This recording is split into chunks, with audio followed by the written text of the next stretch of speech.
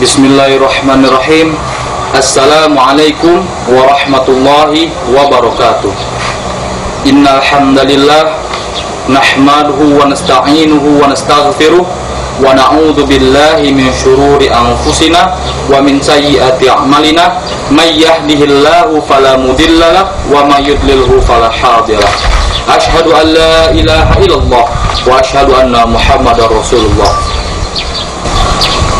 Oke, pemirsa IKTV yang dirahmati Allah Subhanahu wa taala, pada kesempatan kali ini kita akan membahas mengenai sabar. Menurut Imam Al-Ghazali, sabar itu terbagi menjadi 3 bagian. Sabar dalam ketaatan, sabar dalam menghindari maksiat, dan sabar dalam menghadapi musibah.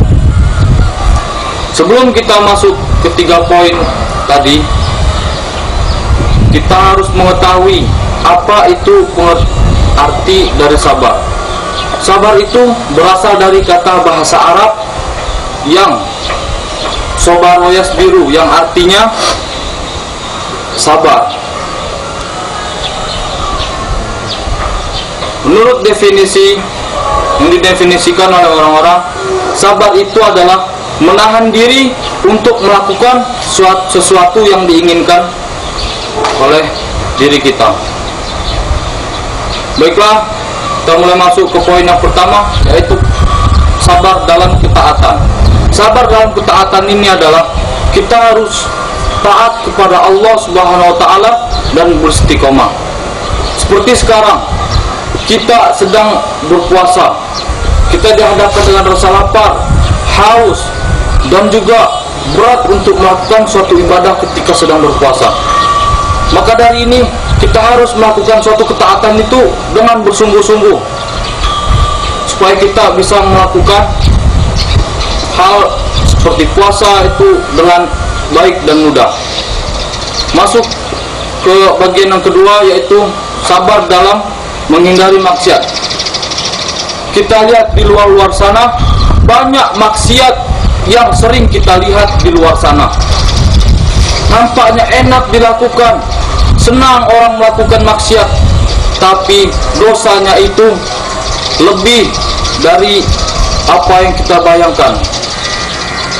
Ketika kita berbuat maksiat, emang yang kita rasakan itu emang enak, tetapi kita tidak tahu betapa besarnya dosa yang kita lakukan ketika kita berbuat maksiat itu. Dan yang ketiga adalah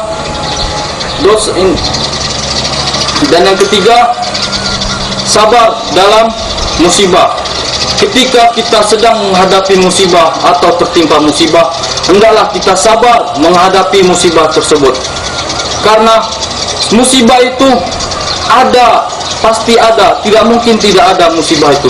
Musibah itu pasti terjadi terhadap diri seseorang, dan musibah itu akan datang yang kita tidak tahu kapan waktunya dia akan datang.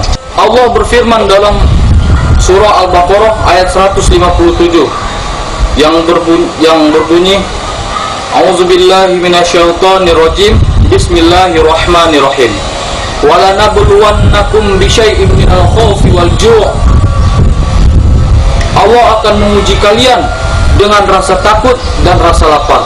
Wa naqsim minal amwal, dan kekurangan harta.